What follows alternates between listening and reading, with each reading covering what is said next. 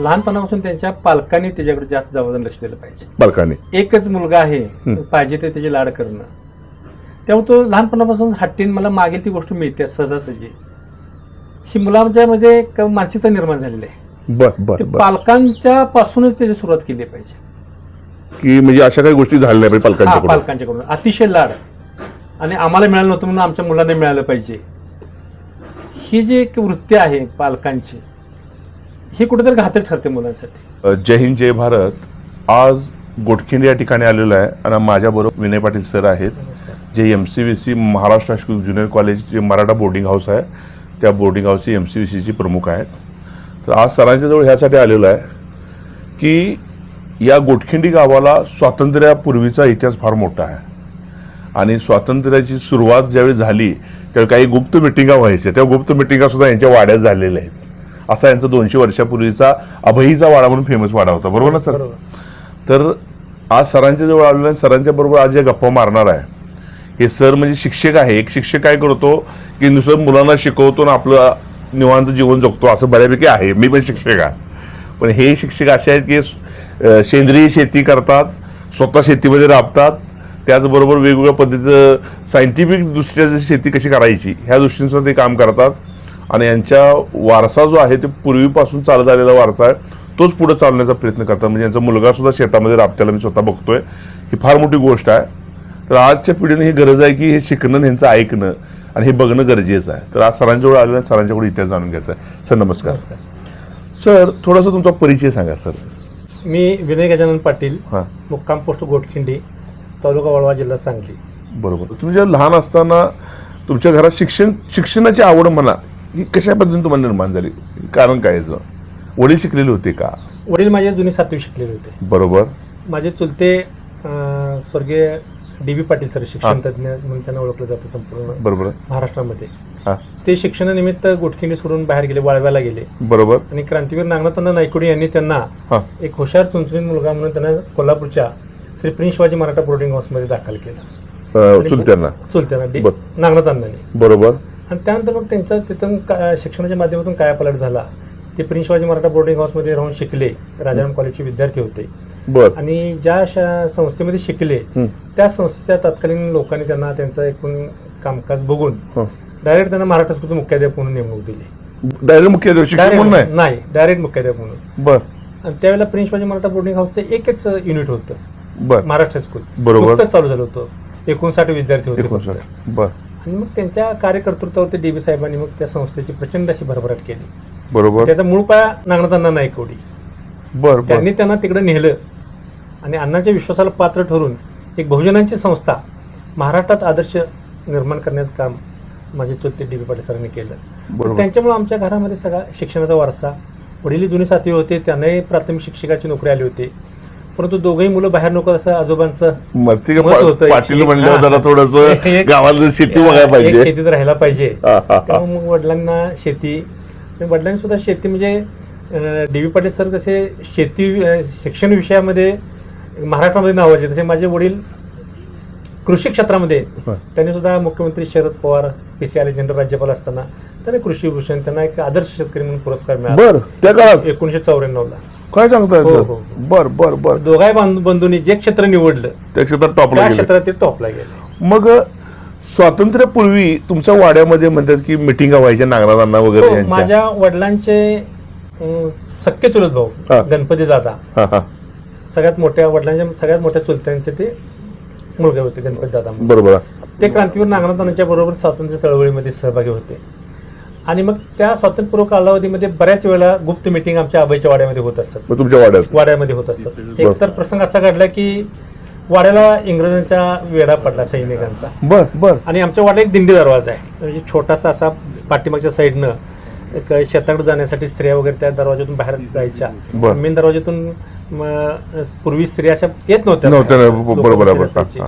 मग दिंडी दरवाजातून नागनाथांना साडी नेसवून, डोक्यावरती बुट्टी देऊन, त्याच्यावरती जेवणाची भांडी डबे घेऊन, लुगडं नेसून, साडी म्हणजे लुगडं नेसून त्या बायकांच्या ओळखीतून अण्णांना बाहेर काढलं होतं. असा सत्य घडलेला इतिहास आहे. बरोबर. मग तुम्हाला कधी तुमच्या त्या चुलत्यांचं सान्निध्य भेटले का हो सर? हो, जे स्वातंत्र्य हो, सैनिक हो, होते हो, ते. हो. मग त्यांनी एखादा काही किस्सा सांगितलेला आहे, कधी आठवण आहे का हो सर? बऱ्याच काही गोष्टी म्हणजे मी लहानपासून 1980 पासून मी बोर्डिंगच्या निमित्ताने मग बाहेर गेला बोर्डिंगला चालू बरं. होतो. मग ते कधी वारले चुलते ते तुमचे? साधारणपणे एक 90. 90च्या आसपास वारले असतील. म्हणजे बऱ्यापैकी म्हणजे तुम्ही बाहेरच हो, होतो त्या हो, पिरियडमध्ये. मग नागनाथ अण्णांचं ज्यावेळी तुम्हाला सानिध्य भेटलं त्यावेळी काय काय त्यांच्याकडून शिकायला मिळालं हो नागनाथ अण्णांचं सानिध्य? अण्णांच्याकडे शिकायचं म्हणजे काय, अण्णा चालते बोलते विद्यापीठ होते. नागनाथ अण्णा हा, शेतकरी शेतमजूर ह्या लोकांचे ते दैवत होते, एवढं सांगतो. ते गरिबांच्या विषयी अतिशय कळवळ अण्णांना, अतिशय. म्हणजे ह्या त्यांचं नंतरच्या कालावधीमध्ये त्यांचं असं मत झालं की खऱ्या अर्थानं भारताला स्वातंत्र्य मिळालं नाही जोपर्यंत राबणारा कष्टकरी जनतेच्या शेवटच्या माणसाला जोपर्यंत ह्या सगळ्या सुविधा मिळत नाहीत चांगल्या पद्धतीने जगण्याच्या, तोपर्यंत खरं स्वातंत्र्य मला वाटत नाही. अण्णांचं मत होतं. खूप चळवळी केली, तुम्ही ऐकलं का हो त्यांच्या तोंडून असं बोलले भरपूर वेळा. नागनाथ अण्णांचं? नागनाथांचा खूप मला सहवास मिळाला. नागनाथ अण्णांच्या आई क्रांतीवीरा लक्ष्मी नायकोडे यांचा सहवास मिळाला, कारण ते आमचे त्यांच्या पूर्वीपासूनचे घरगुती संबंध. बर अण्णांचे. आणि वैभव काका मी बोर्डिंगला room partner Shri Prince Shivaji Maratha Boarding हाऊसला. बर बर बर. आणि त्यामुळे त्यांचं जाणं येणं आईंचं अण्णा बोर्डिंगमध्ये येत नव्हते तेव्हा अण्णा बोर्डिंगचे विद्यार्थीच. हो. येत होते? श्री प्रिन्स शिवाजी मराठा बोर्डिंग हाऊसचे अण्णा विद्यार्थी, तिथून त्यांची चळवळ सुरू झाली स्वातंत्र्य संग्राम. बरोबर. पण ज्यावेळेला वैभव काका आम्ही जेव्हा राहायला तिथं होतो त्या मुलगा म्हणून किंवा असं येत नव्हतं. अण्णा खरं कुटुंबासाठी जगलेच नाहीत, अण्णा समाजासाठी जगले. पण क्रांतीवीर आई यायच्या, फडक्यातनी भाकरी चपात्या काय काय गोळ्यातनं आणायच्या आणि आम्हाला मुलांना बसून असं वैभवती आम्ही सगळे बसायचं आणि एकत्र जेवण. खरं म्हणजे खूप खूप दानत त्या माणसांची, खूप गरीबाची कळवळ. मग असं काय म्हणजे तिथे बसल्यानंतर तुम्हाला कधी असं त्यांची आठवण काय कधी आहे का त्यांनी बोललेलं की बाळांनो चांगला अभ्यास करा वगैरे असतात ते काय सांगायचं कधी? सांगत असतच की म्हणजे हो अगदी.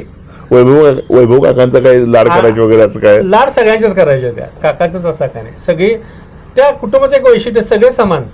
माझं तुझं असं काही नव्हतं त्यांचं. म्हणजे भाकरी आणली की सगळ्याची एक एक प्रत्येकाला सगळं. हो. क्या बात क्या बात. मग अण्णा तुम्ही म्हणलं आले नाहीत वैभव काकांना भेटायला तुम्ही बोर्डिंगला? अण्णांनी स्वतःला पूर्ण झोकून दिलं होतं. कारखान्याची त्याच दरम्यान स्थापना झालेली होती. अण्णा आमदार होते. अण्णांच्या आटपाडीचे पाणी परिषदा, आटपाडी तिकडं दुष्काळ भागाला पाणी नेण्याच्या अनुषंगाने चळवळी चालू होत्या.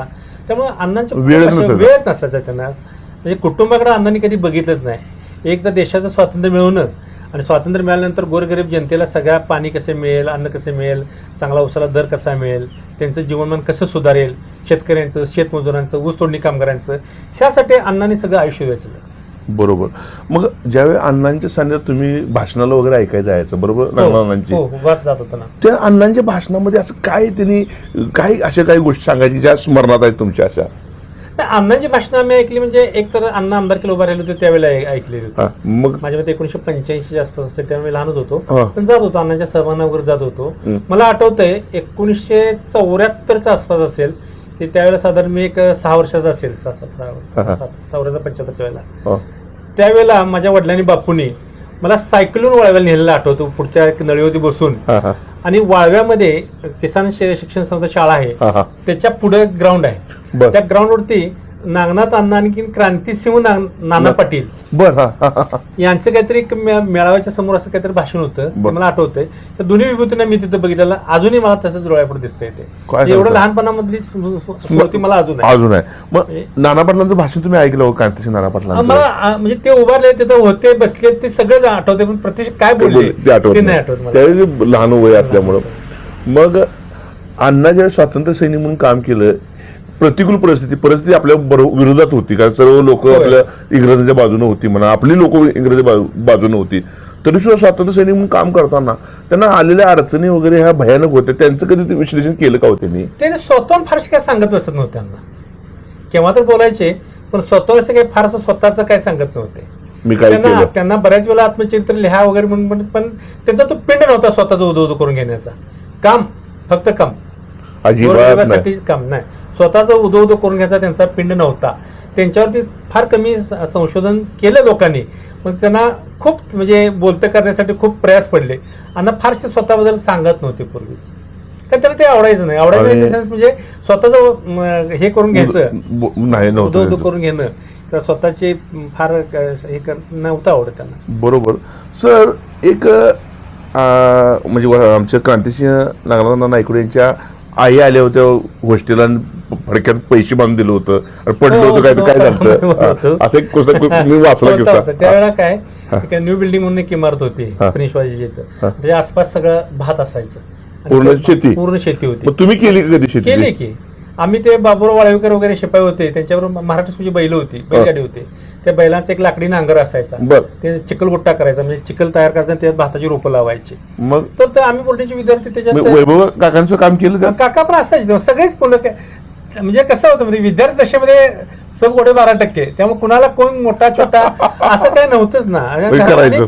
मूळचा घरचा संस्कार शेतीचा होता ना बरोबर तेव्हा त्याचं काय वाटायचं म्हणणं आहे त्याच्यात बरं. आणि त्यावेळेला असंच काय जेवण आणलेलं जेवले की त्याचं फडकच झाडायचं आणि पाठवून द्यायचं आणि वैभव काकांनी त्यावेळेला पैसे गावून मागितले होते तर ते घरातले त्या जेवणात बांधून दिले होते आणि तरी 4 दिवसाला पैसे नाही मिळाले तर काकांनी निवड केलं की पैसे का पडले तर ते म्हणजे जेवणाच्या ह्याच्यात बांधून दिले होते मग ते आता फडकं झाडलेलं ते कुठं भातात पडलं टाकलेलं होतं तिथं फडकं टाकलं होतं ते झाडल्या त्यातून पडले असतील आम्ही 2-3 मित्रांनी जवळजवळ 2 दिवस शोधल्यानंतर ते भाताचे एका ठोंबात ते सापडले पैसे त्यावेळेला म्हणजे खऱ्या कष्टाचे पैसे त्यामुळे सापडले म्हणजे हे आठवण आहे आठवण आहे खूप म्हणजे मग सर तुम्ही प्रिन्स शिवाजी मराठा बोर्डिंग मध्ये आता शिकला बरोबर हो तिथं मोठमोठे वक्ते आले सर हो बरोबर बरोबर आता तुम्ही तिथे विद्यार्थी दशेमध्ये असताना वक्ते ज्यावेळी यायचे ते तुम्ही भाषण पुन्हा कोणाची आवडली सर कुणामध्ये आठवणीत असणारी भाषण आहेत सर आता ते गांधी मैदानाला लागूनच आहे लागून होती ती आता जिथं मराठा स्कूलचं म्हणजे गर्ल्स हायस्कूल संस्थेचं तिथं ती 2 मजली इमारत होती बर आणि खिडकीतून मागच्या वरच्या मजल्यावरती विद्यार्थ्याचे 10 खोल्या होत्या पाठीमागं बघितलं की सगळं गांधी मैदान दिसायचं बरोबर आणि तिथं जे जे कोल्हापूरमध्ये कुठल्याही माध्यमातून जे भाषण सभा व्हायच्या त्या शक्यतो गांधी मैदानावरती व्हायच्या बरोबर कारण मोठं मैदान होतं त्या ठिकाणी इंदिरा गांधी आल्या होत्या यशवंतराव चव्हाण आले होते बाळासाहेब ठाकरे आले होते मग यशवंतराव चव्हाण बघितलं तुम्ही हो यशवंतराव चव्हाण बघितलंय मी यशवंतराव चव्हाण वसंतदादा त्यांना येतो त्यांचे दोघांची भाषण ऐकले यशवंतराव चव्हाण यशवंतराव चव्हाणचं भाषण ऐकलंय मी मग तुमचं वय आता 58 आता 58 म्हणजे अजून तरुण वाटतं म्हणून म्हटलं मी परवा जो म्हटलं तुम्हाला आता रिटायर व्हायला आलेत सर काय कसं आहे बोर्डिंग माझ्या आयुष्यात मला खूप काही देऊन गेलंय श्री प्रिन्स शिवाजी मराठा बोर्डिंग खूप म्हणजे मी दुसरी माताच म्हणतो बोर्डिंगला बरोबर म्हणजे ते बोर्डिंग होतं म्हणून आम्ही जे का आता घडलो ते बोर्डिंगचं सगळं आशीर्वाद आहे कारण एक शाहू महाराजांचा विचार आणि तिथं काम करणारे प्रत्येक व्यक्ती बोर्डिंगमध्ये काम करणारे ते शाहू महाराजांच्या विचारानं काम करत गेले नागनाथ अण्णांच्या सारखी माणसं होती तिथं बाळासाहेब देसाईंसारखी माणसं होती बाळासाहेब देसाईंना पण मी बघितलेलं आहे ते बोर्डिंगचे लोकनेते बाळासाहेब देसाई ते बोर्डिंगचे अध्यक्ष होते 1980च्या जनरल बोर्डला आले होते तेव्हा मी 9वीत होतो तर त्यांना असं हाताला धरून मी बोर्डिंगच्या पायऱ्या चढलेलं मला आठवते तिथं खूप अशी लोक एच टी अपरा साहेब असतील साहेब हो एच टी अपरा साहेब एस एन नलोडे काका होते सकाराम बापू खराडे होते निगडे साहेब होते जी एन भोसले साहेब होते जे डी बी पाटील साहेबांच्या बरोबर पी जी माने साहेब होते हे अनेक पंधारे साहेब होते वसंतराव पंधारे साहेब होते अशी जाधव वकील साहेब म्हणून एक होते प्रचंड असे सर तुम्ही जेव्हा यशवंतराव चव्हाण साहेबांचं भाषण तुम्ही ऐकलं त्या भाषणामध्ये असं विशेष काय होतं हो सर तुम्ही काय असं म्हणजे त्यांच्या भाषणाची काय लकब असायची लकब म्हणजे साधारणपणे बहुजन समाजाविषयीचा कळवळा त्यांच्या भाषणातून जाणवत होता ते पण स्वातंत्र्य सैनिक यशवंतराव चव्हाण बरोबर मग त्यांचं म्हणजे कशा पद्धतीने एखादी आठवण आहे का एखाद्या भाषणाचे बोलतेले वगैरे वर्ड्स ऐकलेले एखादी नाही आठवत मला बरोबर मग वसंतदादा पाटलांचं एखादं भाषण ते दोघांचे एकत्रच ऐकलेलं मी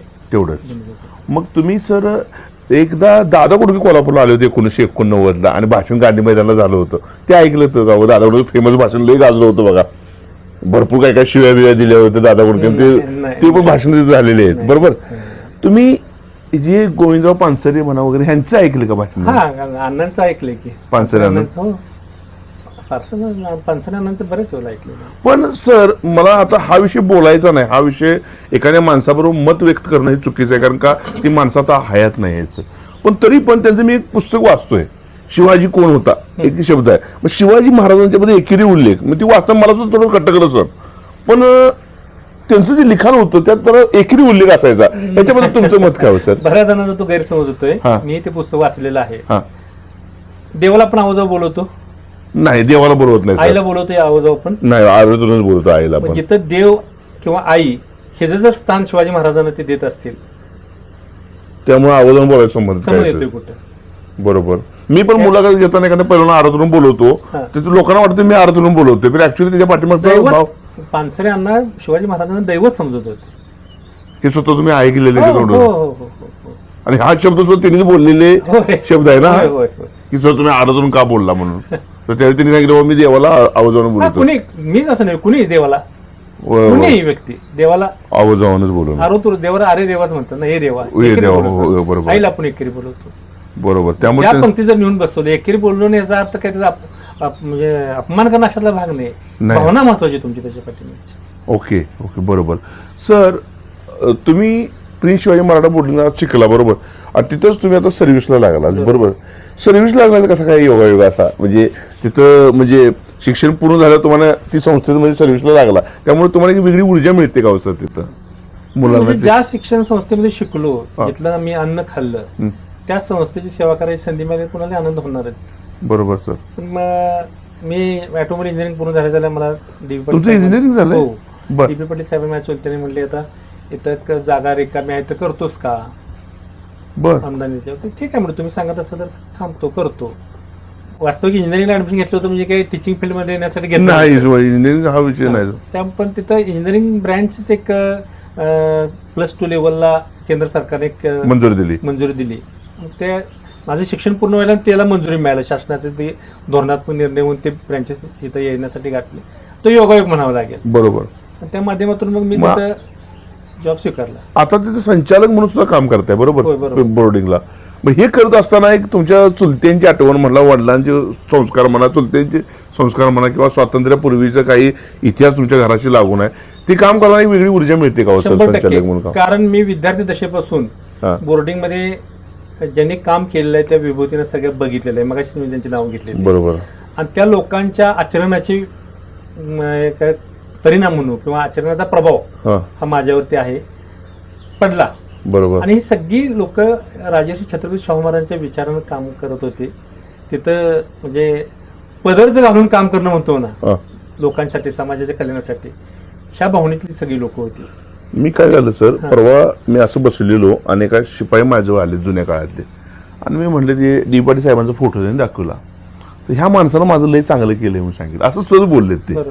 मग ते मला फार भावलं सर ते मी असं बोलण्याची भाषा आणि म्हणलेत की ह्या माणसानं मला शिव्या दिल्या शेवटी पण माझं वाटलं कधी म्हणजे पोटावर कधी लात मारणार म्हणजे पाठीव मारलं शिव्या देणार रागवणार पण प्रेम माझं कधी पोटावर कधी नुकसान केलं नाही ही फार मोठी गोष्ट आहे सर होय ना. म्हणजे हेच एक काम केल्याची पावती म्हणतोय का ना ती पावती मिळाली सर सर आता जे तुम्ही काम करताना एवढ्या बॉडीमध्ये जुन्या काळातली तुमची सगळी बॉडी आहे आता होती, तुमची होती. म्हणजे चेअरमन साहेब पण आमचे आहे. के जी पाटील साहेब पण त्या जुन्या प्रकार. किल्लेदार साहेब ह्यांच्या आहे. सानिध्यात राहिल्यामुळे तुम्हाला जुन्या काही गोष्टीचं काम करताना असं हे येते का हो सर ऊर्जा येते का हो सर आता जुनं नवं सर मिस झालं ना हा. म्हणजे डी पाटील साहेबांच्या बरोबर गोविंदराव पानसरे अण्णांच्या बरोबर त्या म्हणजे मी जेव्हा डायरेक्ट बोर्डमध्ये गेलो संचालक मंडळात तेव्हा ही सगळी मोठी माणसं होती तिथं.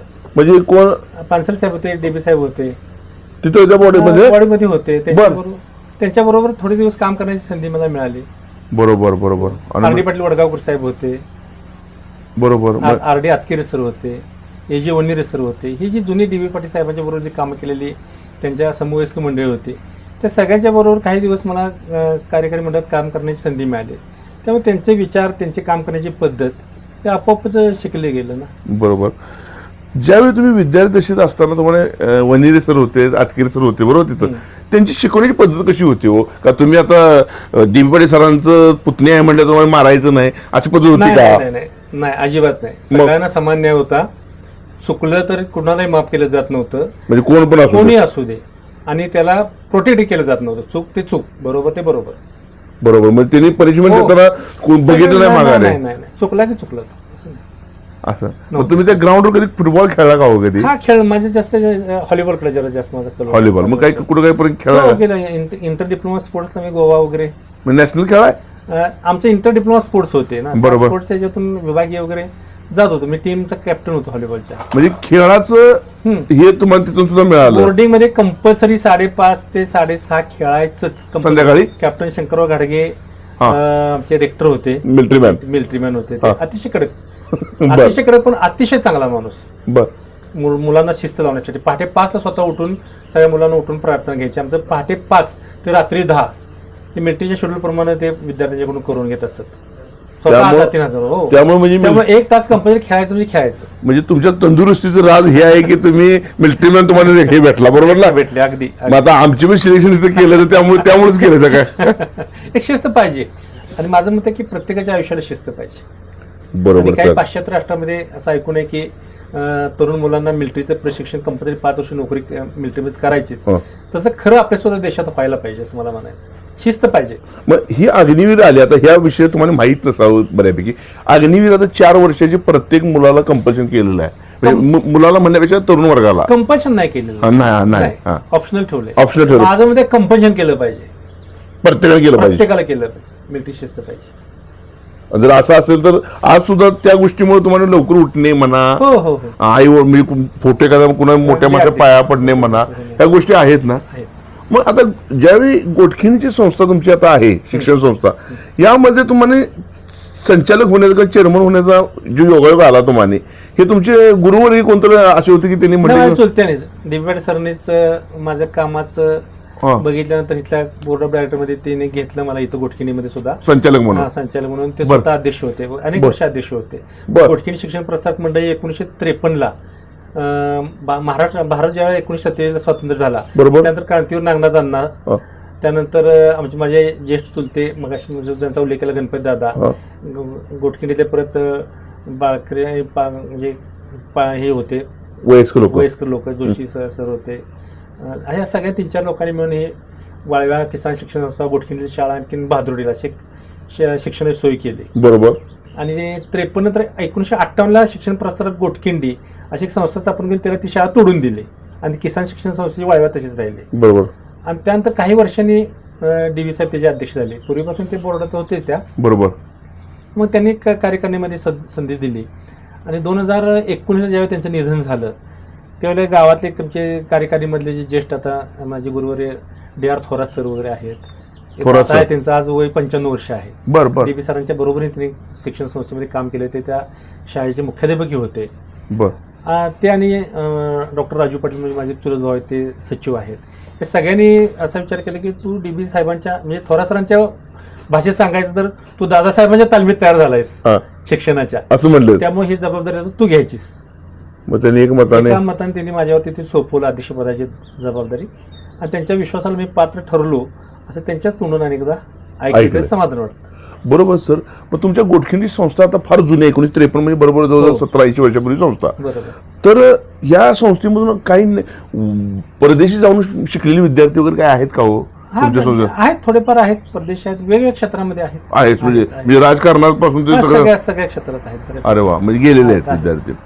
आता जी नवीन जनरेशन आहे सर, पहिली माणसं जी त्यांनी ठरवलं एखादी गोष्ट करायची 100% करणार, अशा लोकांच्या सानिध्यात तुमचं जीवन गेलंय बऱ्यापैकी.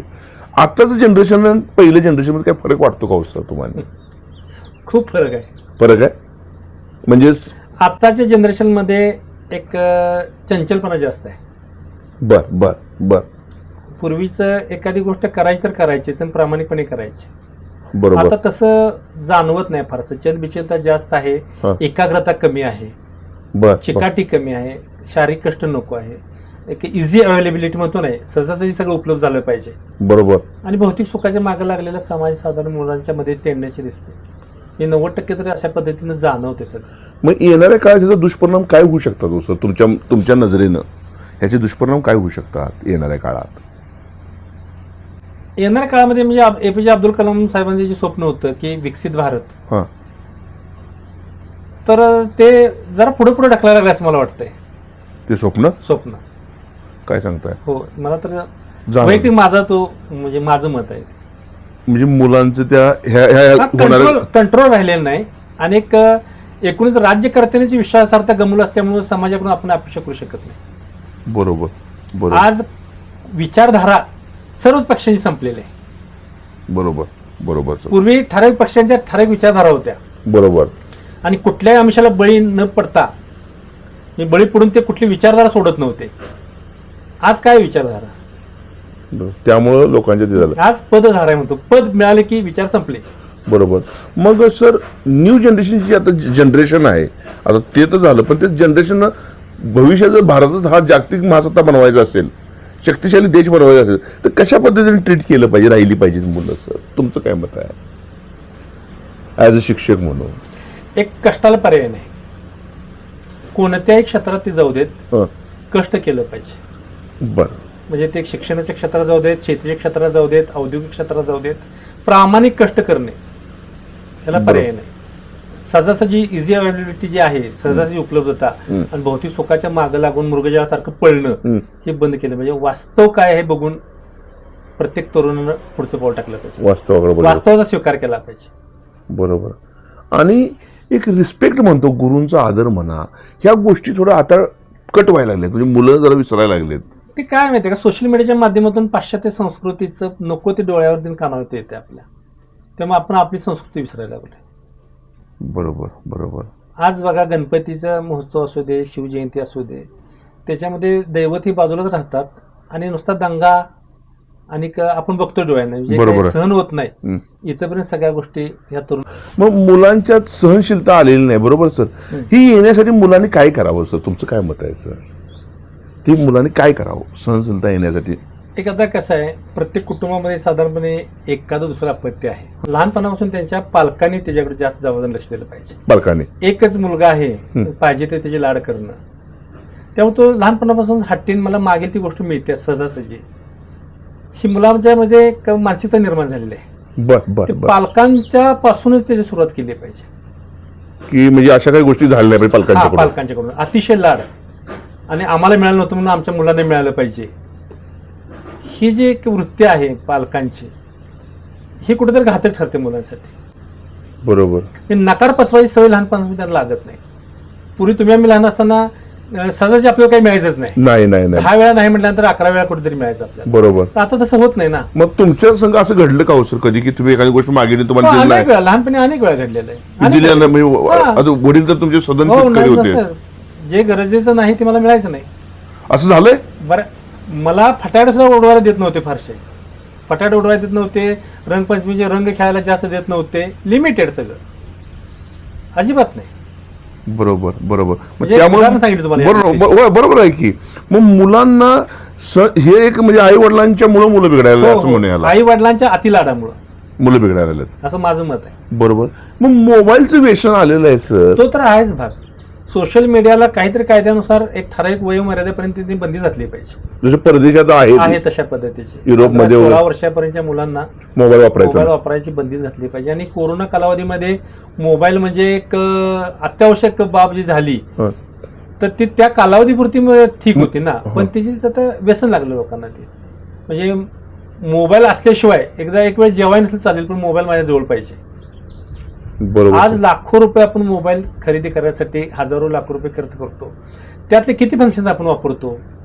बरोबर की सर, बरोबर की. तो एक छोटा कॉम्प्युटरचा आहे, सगळा वापर होतो का आपल्याला? त्याच्यामध्ये जे काय आहे ते अगदी तज्ञ किंवा अतिशय जे संशोधनात्मक लोक आहेत त्यांच्यासाठी ठीक आहे. तुम्ही आम्ही काय करणार आहे, एक फोन घेणं, येणं, बघणं, एखादं चॅटिंग पाठवणं, इथं पण मर्यादा, कुठे एखादा फोटोशूट करणं, बाकीचे जे त्याच्यामध्ये गोष्टी आहेत त्याच्यात खरं सगळ्यांना गरज आहे का त्याची? बरोबर सर, बरोबर. आणि हे लाखभर रुपये घालायचे, 3-4 किती चांगला मोबाईल असेल तर 3-4 वर्षामध्ये तो खराब होतो. बरोबर. मग तुम्ही अमेरिकेला गुगलच्या किंवा ऍपलच्या स्टोअरला जाऊन आलाय, मेन याला आलाय, कॅलिफोर्निया, सिलिकॉन व्हॅलीला गेलोय. मग काय सर तिथे काय जाणवलं, इंडिया आणि अमेरिका ह्यात फरक काय जाणवला सर? आता फरक आणि तुलना न केलेली बरी. नाही तरी पण करायला पाहिजे, समजायला पाहिजे हो सर. आपण कुठं हे आपल्याला पण कळायला पाहिजे, कारण का गुगलचा सीओ आयटी क्षेत्रामध्ये काम करणारी मुलं 18 तास काम करत आहेत. 18 आवर्स, 18 तास. आणि त्यांना वेळेचं काळाचं अजिबात भान नाही. ते कधी पण दिवस 24 तासामधले कुठले 18 तास काम करतात, म्हणजे घड्याळ बघत नाहीत, ती 5 वाजले बघून देतच नाही त्यांना. तुम्हाला आपल्या भारतीय करन्सीमध्ये कोट्यवधी रुपये पगार द्यायचा आहे. तुमच्याकडे तुम्हाला जर मी 1 कोटी रुपये पगार देणार असेल तर तुमच्याकडून मला किमान 1.25 कोटी 1.5 कोटी मिळायला पाहिजे ना प्रॉफिट. बरोबर आहे की. हा सरळ व्यवहार आहे. त्यामुळे प्रचंड काम करून घेतात लोकांच्याकडून, सातत्याने कामात असतात. आणि नवनवीन शोध, प्रत्येक वेळेला नवीन व्हर्जन काहीतरी येते ना, ते मुलांच्या बुद्धिमत्तेचा अक्षरशः खीस काढून घेतात. बरोबर, हे तुम्ही स्वतः तिथे बघितलं आहे. मग माझा असा एक प्रश्न आहे सर, की गुगलचा सीओ सुंदर पिचाई हा इंडियन आहे. बरोबर. म्हणजे डोकं आमचं आणि मिळगत त्यांची, असं म्हणलं तर काय वावगट राहील सर? तिचे काय त्या पाठीमागे कर्नाटक गेलो पाहिजे. तिथं ज्या फॅसिलिटीज दिल्या जातात त्या आपल्या हुशार मुलांना इथं मिळतात का, तिथं जो पगार दिला जातो तो हुशार मुलांना आपल्या इथं मिळतो का, तशा पद्धतीचं इन्फ्रास्ट्रक्चर तिथं जे दिलं जातं तिथं इथं संशोधनाला जो तिथं वाव दिला जातो तो इथं मिळतो का, बरोबर हे त्याच्या पाठीमागे कारणाकडे गेलं पाहिजे. आपण नुसतंच ब्रेन ड्रेन होतोय म्हणतोय, बरोबर हुशारमुळे तिकडे जातात, पण ती जाण्यापाठीमागची कारण काय? बरं ते आज आहे का?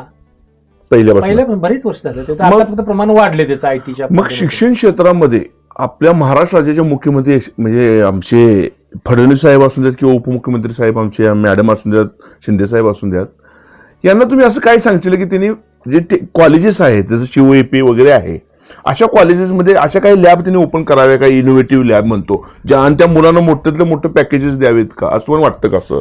आता जे NEP आलेलं आहे, हा, राष्ट्रीय शिक्षण धोरण 2020, नॅशनल एज्युकेशन पॉलिसी, त्या धोरणाच्या माध्यमातून बऱ्यापैकी बदल होतील असं वाटतंय. हा, कारण त्या ठिकाणी स्किल एज्युकेशन हा, आणि संशोधनाला वाव, हम्म, ह्या दोन गोष्टीला त्यांनी चालना दिली. आणि हॉर्टिकल एज्युकेशन सिस्टीम म्हणून, म्हणजे आपण आता पूर्वीपासून एक पद्धतीचे व्हर्टिकल जे होतं, आर्ट्सला गेला की त्यांना BS करायचं, हाच विषय घ्यायचा फॉर एक्झाम्पल, बरं, तशा पद्धतीने न करता त्याला आवडेल त्या विषयाला मध्ये थांबवून तो वेगळं शिक्षण घेऊ शकतोय. तर मुलांच्या चॉईस प्रमाणे शिक्षण घेण्याची सुविधा त्याच्यामध्ये उपलब्ध केली आहे. टप्प्याटप्प्यावर त्यांना प्रमाणपत्र देण्याची सुद्धा व्यवस्था केली आहे. पण ते प्रभावीपणे राबवलं पाहिजे. परंपरागत शिक्षण पद्धती जे आमच्या संस्था चालकांच्या किंवा आत्ता जे काही बऱ्यापैकी जे शिक्षक आहेत त्यांच्या मनावरती जे बिंबले ना, ते डायव्हर्शन करायसाठी तेवढे इच्छुक आणि उत्सुक दिसत नाहीत. बरोबर बरोबर. कारण NEP राबवायचं असेल तर तुम्हाला वास्तवाला सामोरं गेलं पाहिजे, त्या पद्धतीनं तुम्हाला सगळ्या फॅसिलिटी दिल्या पाहिजे आणि त्याच्या परिणामानं पण तुम्हाला सामोरं गेलं पाहिजे. त्या परिणामांच्या माध्यमातून थोडीशी कुठेतरी आताच्या लोकांना म्हणजे प्रतिशत त्याच्यात आहेत त्यांना थोडीशी भीती वाटते. म्हणजे पेटेंट म्हणून आता जसं मला माफ करा सर, मी जरा चायनामधलं वगैरे अमेरिकेतलं पेटेंट सिस्टम बघितली सर, तर वर्षाला लाखो पेटेंट रजिस्टर होतात अमेरिका, चायना वगैरे ह्या एरियामध्ये, म्हणजे या देशामध्ये. भारतामध्ये त्यांच्या तुलनेनं फार कमी पेटेंट रजिस्टर होतात. ह्याच्याबद्दल सुद्धा काही करावं असं वाटतं तुम्हाला?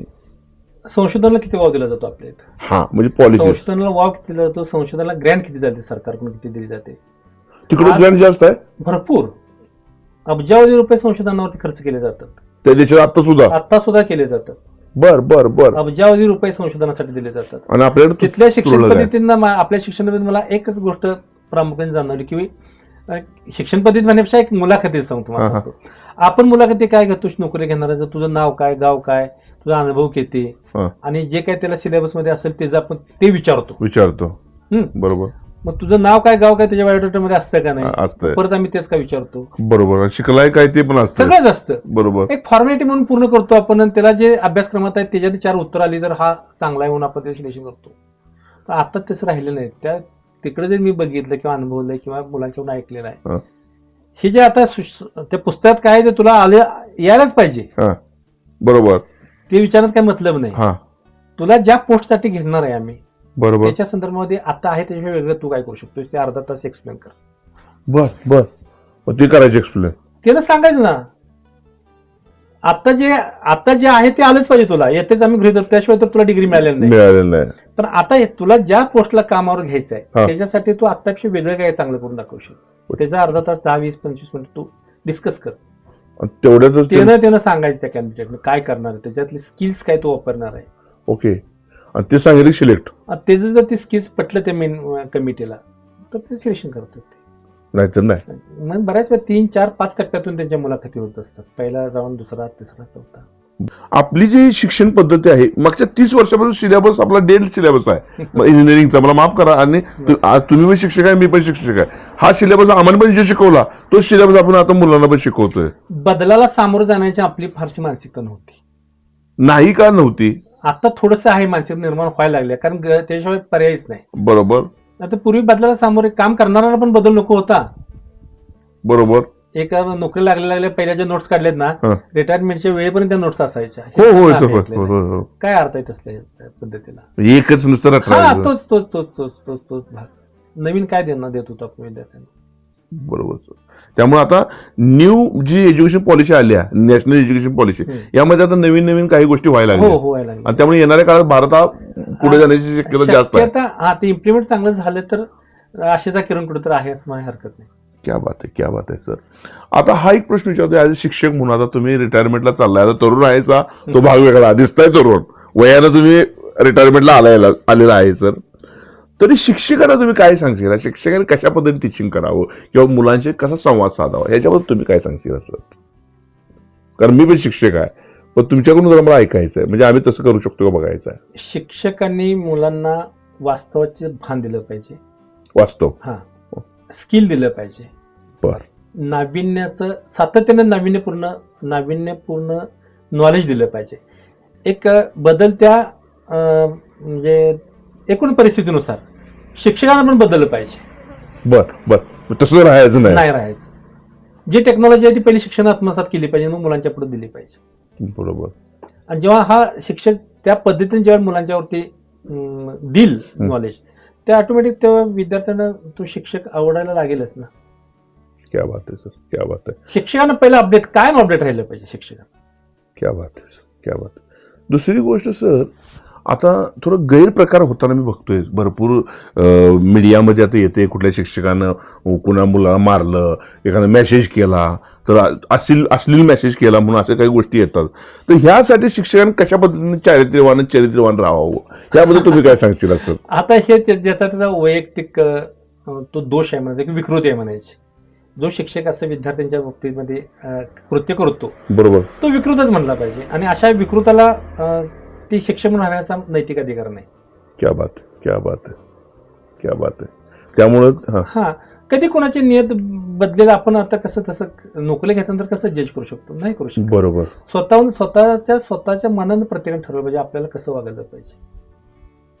कारण तो पेशा म्हणजे एकदम पांढर पेशा मला बरंच वाचनात एक आलं की मनुष्य जन्माला येताना सज्जन असतो.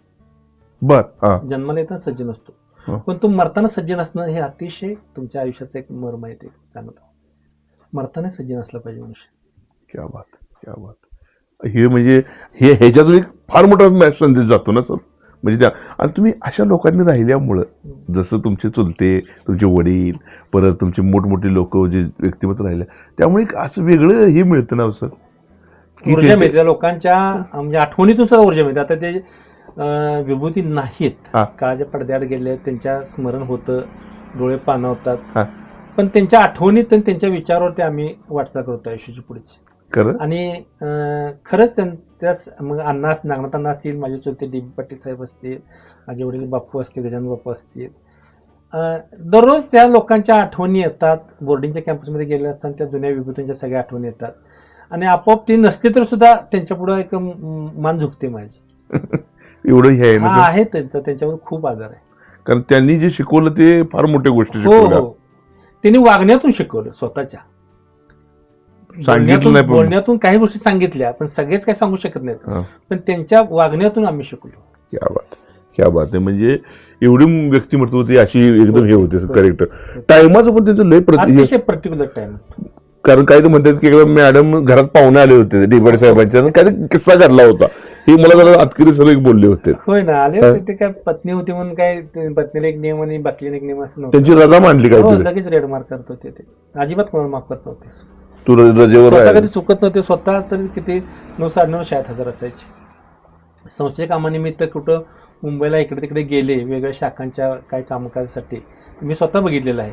पहाटे 3, 4ला, 2:30ला, 3ला, 4ला, 5ला किंवा यायचे, त्यावेळेस घाट वगैरे पॅक व्हायचे, रस्ता व्यवस्थित नव्हता, यायचे, लगेच आंघोळ करायचं, चहा घ्यायचा, आणखी सकाळी 7:30च्या आत 7:15 वाजता शाळेत हजर असायचे शनिवारचे वगैरे. म्हणजे मी मुंबईत आलोय, संशय कामासाठी आलोय, जरा विश्रांती घेऊन निवांत, अजिबात नाही, कधीही नाही. कधीही नाही. क्या बात. सर, जाता जाता नवीन पिढीला काय सांगशील हो सर? नवीन पिढीला, आता येणाऱ्या पिढीला तुम्ही काय सांगशील? प्रामाणिक कष्ट करा, दुसरं काय सांगू मी. प्रामाणिक जे काय स्वीकारताय ना तुम्ही, त्याच्यामध्ये स्वतःच जे काय योगदान द्यायचं आहे ते प्रामाणिक योगदान द्या. काही करा तुम्ही, कुठल्याही क्षेत्रात जावा, पण तिथं प्रामाणिक योगदान द्या. तुमचं जे काय आहे आतलं ते प्रामाणिकपणे होतं त्याच्यामध्ये. बरोबर. व्यसनाधीनता वाढलेली आहे सर. म्हणजे गुटखा खाणे, तंबाखू खाणे, व्यसन करणे, दारू पिणे ही मुलांच्या मध्ये वाढलेलं आहे. वयस्क लोक एक ठीक आहे मुलींच्या सर. मध्ये पण वाढलेलं आहे, फक्त मुलांच्या मध्येच नाही. म्हणजे आणि चांगल्या इंजिनिअरिंग मेडिकलच्या कॉलेजच्या मुलांच्या मध्ये तर याचं प्रमाण खूप असलेलं जाणवत. मुलं मुली दोघांच्या बरोबर. माझा मुलगा स्वतः MBBS आता MD करतोय. हं. तो सांगायचा, पप्पा आम्ही पेशंट तपासणारे डॉक्टर तयार व्हायला लागलोय आणि आम्ही कुठल्या तोंडानं ह्यांना सांगायचं की तू व्यसन करू नकोस. सर माझ्या वर्गात 150 मुलं आहेत, 150 पैकी जवळजवळ 100 ते 120 मुलं स्वतः व्यसनाचे नाहीत. वास्तव आहे. नाही, हे रियालिटी आहे सर. बरोबर आहे, वास्तव आहे. ड्रगच्या आहारी गेलेले आहेत. सिगारेट तर हा भाग आता गौण झालाय. ड्रग त्यामुळे मुलं भयंकर विचित्र अवस्था आहे. हे करायला नाही पाहिजे. नाही करायला पाहिजे. आणि तुम्ही तर आदर्श आहे. तुम्ही एक तुम्हाला बघितलं तर माणसं जगणार आहेत. सगळ्याच जे प्रोफेशनल कॉलेजेस असू देत किंवा आपले परंपरागत कॉलेजेस असू देत, कॉलेज जीवनातली बरीच मुलं हे व्यसनाच्या आहारी चाललेली दिसून येते. त्याच्यात गांभीर्यानं विचार झाला पाहिजे, समाजाने विचार केला पाहिजे, पालकांनी विचार केला पाहिजे आणि शासनानं सुद्धा त्याच्यात कडक अंमलबजावणी केली पाहिजे. मग असं तुमचं मत आहे का सर, जसं अंमली पदार्थात एखादा मुलगा गावला तर त्याच्या कठोर कारवाई जेल व्हायला पाहिजे किंवा त्याला पनिशमेंट व्हायला पाहिजे, काय त्याच्यावर कायदा करायला पाहिजे, केलं पाहिजे. कुठं तरी शेवटी वचक असल्याशिवाय सुद्धा एक प्रबोधन पण पाहिजे आणि कायद्याचा वचक पण पाहिजे. दोन्ही गोष्टी पाहिजे. कारण तुम्ही लहान असताना सर कॅन्सर झालेला माणूस हे तुम्ही क्वचित एखादा ऐकायचं ना सर, एखादा 4 वर्ष 5 वर्षात एकदा. आम्ही लहान असताना आपल्याला हॉटेलमध्ये जाणं सुद्धा गिल्टी फील व्हायचं. हो, वाईट वाटायचं. आपल्याला हॉटेलमध्ये जातोय, होय होय होय, त्यावेळेस सुद्धा ते गिल्टी फील व्हायचं. म्हणजे हॉटेलमध्ये जातोय म्हणजे हा बिघडलाय काय. हो हो हो. म्हणजे आता आणि आज काय बघा की त्याच्यात आज ते पॅशन झाले. म्हणजे हॉटेलमध्ये जाणार आज इतकं पॅशन पुढे झालंय की बाप आणि मुलगा एका टेबलावर बसून दारू पितात. होय सर, होय सर, हे पण चुकीचं आहे. म्हणजे काय आपण संस्कार करायचे मुलांच्यावर. वेस्टर्न कल्चर आलंय म्हणतोय, पण काय आलं हे ऍक्च्युली हे सगळं चुकीचं आलंय. हे नसलं पाहिजे. वेस्टर्न कल्चरमध्ये कुठेतरी मर्यादा ठेवतात आणि तिथल्या वातावरणाचा तो परिणाम आहे. अतिशय थंड वातावरण असतं. हा हा हा, अतिशय थंड तिकडचं त्यांना गरज आहे. त्यांना थोडीफार असेल गरज, पण आपल्याकडे कशाच आहे ते गरज. आपण एक चैनी म्हणून म्हणजे वेस्टर्न कल्चर इंडियात यायला नको असं तुमचं मत आहे. म्हणजे हे खरंच आहे. अरे वा, ज्या भागातलं जे नैसर्गिक वातावरण असेल बरोबर त्या पद्धतीने जीवन वाचलं पाहिजे आपलं. ते करतात म्हणून आपण करणं, अनुकरण चुकीचं आहे. बरोबर. आपल्याला काय सोचतंय आणि परवडतंय ह्या गोष्टी बघितल्या पाहिजेत. अमेरिकेत गेल्यावर तुम्हाला भारतात जाण्याची ओढ निर्माण झाली का लगेच, की बाबा जाऊया भारतात, असं वाटलं का तुम्हाला? कारण आपला देश हा शेवटी मातृभूमीकडे ओढी असणारच. पण तिकडे सुद्धा ज्या काही गोष्टी आहेत शिकण्यासारख्या, बघण्यासारख्या, समजून घेण्यासारख्या, किंवा वाटतं ना आपला पण देश असं झाला असता तर बरं झालं असतं, का होत नाही असा. त्यांचं एकूण सगळे लोक नियम पाळतात, कुठेही असा दंगा करत नाहीत, किंवा मोठ्यानं बोलतही नाहीत लोक. म्हणजे माझ्यामुळे दुसऱ्याला त्रास होऊ नये याची खूप काळजी घेतात तिथं. खूप काळजी घेतात तिथं. त्यामुळे घाण करत नाहीत, सार्वजनिक ठिकाणी गोंगाट करत नाहीत, डीजे वगैरे डान्स वगैरे अजिबात नाही, तसलं काही नाही नियम. आणि एखाद्याला जर गाडी ड्राईव्ह करत असताना पाठीमागे एखाद्यानं जर हॉर्न वाजवला आपल्याला तरी सुद्धा गिल्टी फील होतं. अरे मला हॉर्न बसला, मी काय चुकलो, हे गिल्टी फील होतं त्या लोकांना तिथं. हो, म्हणजे इतके त्यांच्या अंगामध्ये भिनले नियम. माझ्यामुळे दुसऱ्याला कोणाला त्रास झाला, गिल्टी फील होतं त्यांना. हे आपल्या देशात सुद्धा हळूहळू यायला पाहिजे. तुम्ही सेंद्रिय शेती आता करताय, आज शिक्षक आहे. 2-3 प्रयोग मी इतर राबवायला आता चालूच आहेत माझ्याकडे. बरं, आर्टिफिशियल इंटेलिजन्स, एआयचा बुद्धिमत्ता प्रकल्प जो आहे त्याच्या माध्यमातून एक 2.5 एकर ऊसाची लागण केलेली आहे. म्हणजे काय बारामती कृषी विज्ञान केंद्र जे आहे शरद पवार साहेबांचं, ते बारामती कृषी विज्ञान केंद्र आणि एक जयंत पाटील साहेबांचा राजनभाऊ पाटील साखर कारखाना यांच्या संयुक्त विद्यमाने एक प्रोजेक्ट राबवला आहे. त्या प्रोजेक्टमध्ये मी स्वतः, काही शेतकरी आहेत त्यातला मी एक भाग घेतलेला आहे त्याच्यामध्ये. मग त्या हवामानाच्या अनुषंगाने सगळी इन्फॉर्मेशन मोबाईलवरती येते. बरोबर. खतं कुठली घालायची त्या अनुषंगाने माहिती मिळते.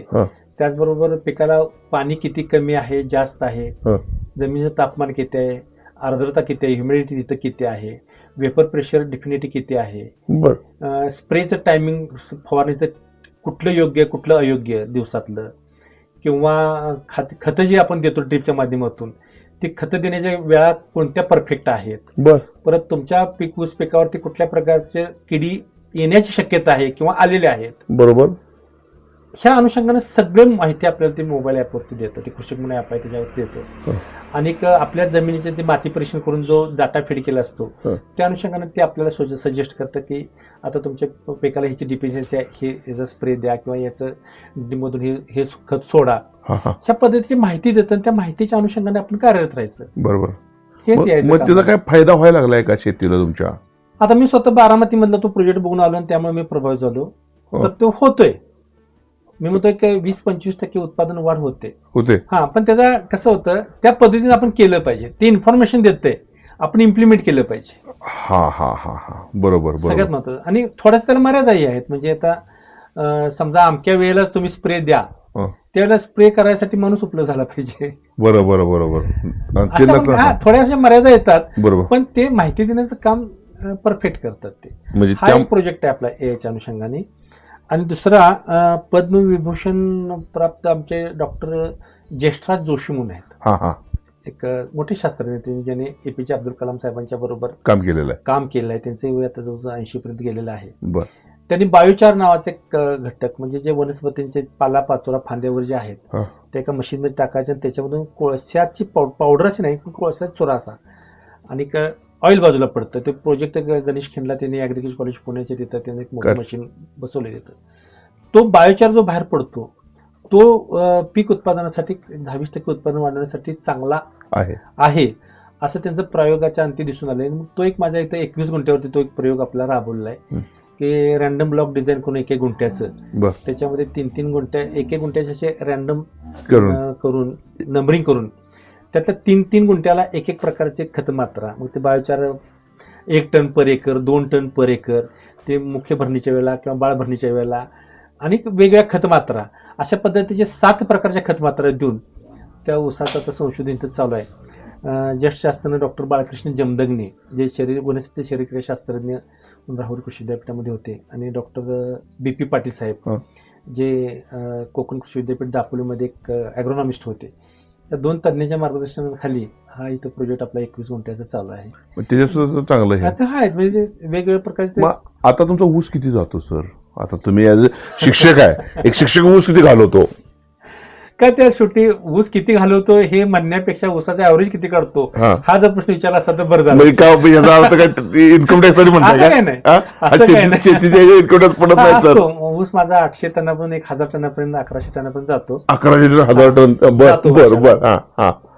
पण शेती जास्त असल्यामुळे ॲव्हरेज साधारणपणे जमिनीच्या प्रतीनुसार, कारण प्रत्येक ठिकाणी जमीन सारखी चांगली असते अशातच भाग नाही, जमिनीच्या प्रतीनुसार 60 टनापासून 100 टन. आज MCVC विभाग प्रमुख प्रिन्स शिवाजी मराठा बोर्डिंगचे आदरणीय विनय पाटील सर, ज्यांनी आपल्या पुस्तक लिहिलेलं आहे, वडिलांचं एक पुस्तक लिहिलेलंच आहे, पण यांच्यावरती सुद्धा पुस्तक 17 एप्रिलला लॉन्च होतंय सर, प्रकाशन होतंय. आणि सगळ्यात महत्त्वाचं त्यांच्या सहकार्याने यांचा अनुभव सांगण्याचं कार्य केलेलं आहे.